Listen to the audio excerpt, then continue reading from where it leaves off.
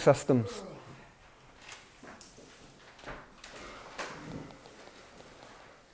First learning outcome then, electronic systems.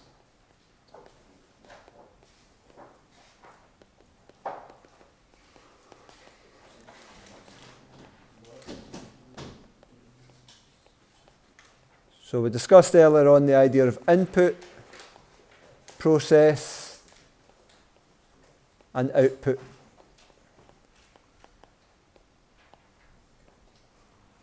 And just give an example for each of them underneath. So when we're talking about a mobile phone, right, we had the touch part of the touch screen.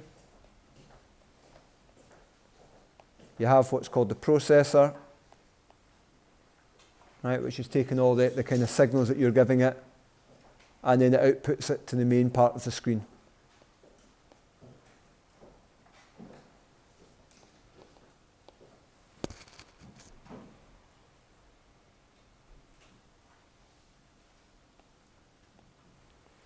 And then we're asked in the next learning outcome then to talk about the function of each of the following things. So a lamp,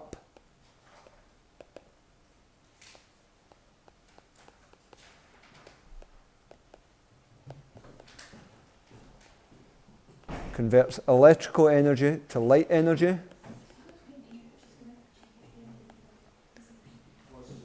Now a lamp, for instance, would usually be used if you're trying to light up something else.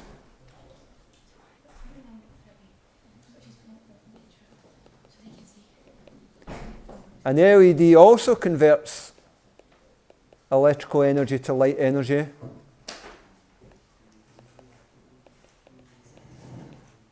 But generally is used if you're using it as a direct light source, so i.e. if you're looking at an LED screen or simply looking at a small light that indicates that the TV's on, for instance. There's a wee red light that comes on underneath there when I'm using the remote control.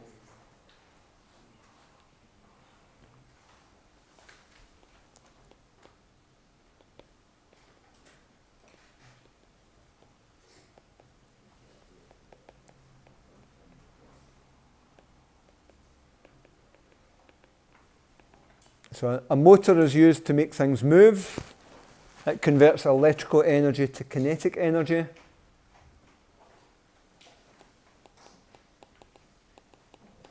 And the speaker that we looked at, the last one, for producing sound.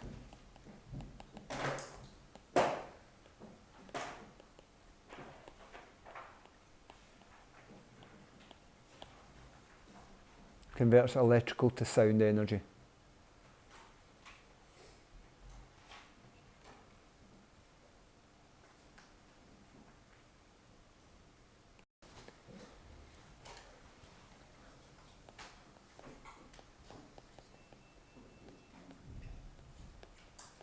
So an LED needs a resistor in series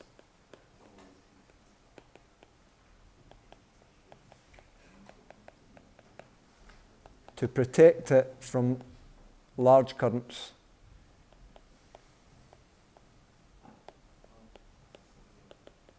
Which would damage it.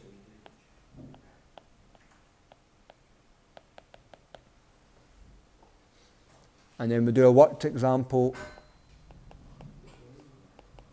on how you would work out the value of that resistor.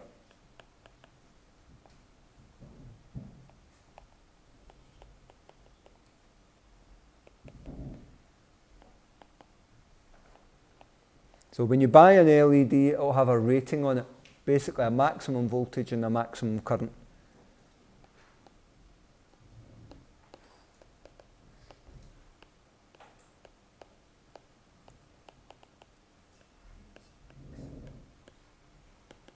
So if you've got an LED rated at 2 volts, 200 milliamps, and it's to be used with a 6 volt battery, you need to work out what value of resistor would be needed.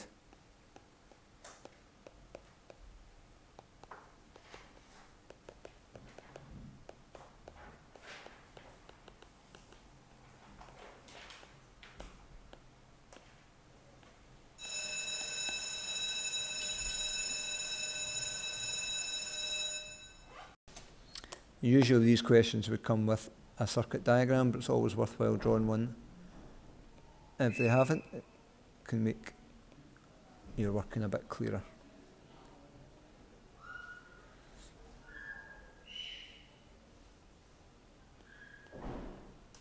So we have the resistor in series with the LED.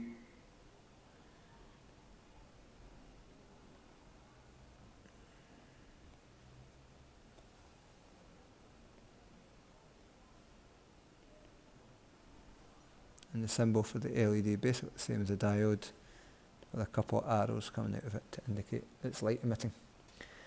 Now, what the circuit diagram hopefully helps make clear is the idea that we're being asked about the resistor, R, but the information we've got is about the battery, so I filled in it's 6 volts, and that the LED itself has a maximum voltage of 2 volts. So the first step we've got to do is to think about, well, what voltage does that mean we want across the resistor? So it's just simple, these things are in series with each other, so even though it's a more unusual device, the LED, still the rules of series circuits apply. So the first thing we want to do is to work out the voltage across the LED, across the resistor, and then we'll use that to work out the value of the resistance. So in terms of what we know, we've got the voltage for the LED is 2 volts. We've got the current flowing in the circuit, and because it's the same a series circuit, the current is the same everywhere. So I don't need to worry about labelling that. But I do want to do the milliamps. So 200 times 10 to the minus 3 is the same as 0.2 amps. And the voltage of the battery, so Vs, for supply voltage is 6 volts. So if I'm going to get R, I'm going to use V equals IR. Hopefully that will be fairly obvious to you. The current is we've got, but I need to get the voltage across the resistor. So the first thing I'm going to have to do is work out VR. And to do that, I'm going to use a rule about voltages in series, that they add up to the supply voltage. Now normally we write that as V1 plus V2, but in this circuit we can write it as VLED plus VR. So substituting as usual, we get 6 volts equals 2 volts plus VR, and rearranging, hopefully you can see fairly straightforwardly, as VR is 4 volts. So now I can think about my formula that V is equal to I times R, but being very clear here that it's the voltage across the resistor, it's the resistance of the resistor now that we're dealing with. So we've got 4 volts equals 0.2 amps times R, the resistance that we're after, and rearranging that, I get 0.2 times R equals 4 volts. Divide those sides by 0.2, continue over here, and on the left hand side the 0.2 times and the divided by 0.2 cancel out. On the right hand side we get 4 divided by 0.2, and that gives us the value of the resistor needed to protect this particular LED.